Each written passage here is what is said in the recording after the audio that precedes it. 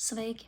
Mani sauc Natāša, un es esmu nedaudz uztraukusies, jo parasti cilvēku priekšā uzstājas manas tortes, bet šoreiz izņēmuma kārtā man jāuzstājas kopā ar savu darbu.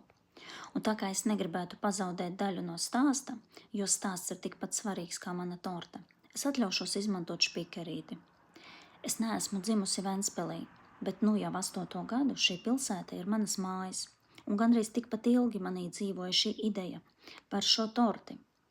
Es izvēlējos visiem pazīstamo medus torti, siltu mājīgu garšu, ko papildināju ar viršu medu. Viršu medum ir smalks dziļums.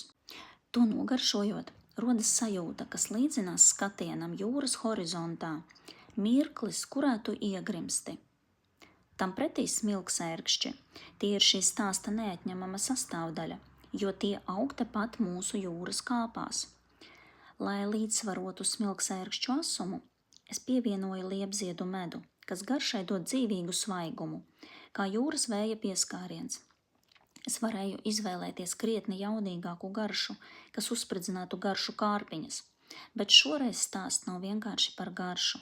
Stāsts ir par manu pilsētu. Protams, ir patīkami saņemt žūrijas vērtējumu, skatītāju balsojumu, bet man vissvarīgākais bija atnākt šeit un realizēt sen izsapņotu ideju.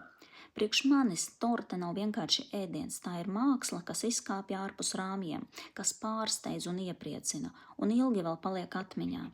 Tās ir cilvēku emocijas, kas dod spēku neapstāties. Pilsētas sirds, manuprāt, ir tieši bāka, kas ar savu silto gaismu rāda ceļu uz mājām. Es domāju, ka katram dzīvē ir bijuši brīži, kad uznāk vētra, parādās migla, kad nav skaidrs, kur doties, kā rīkoties, un tieši tad ir vajadzīga šī gaisma.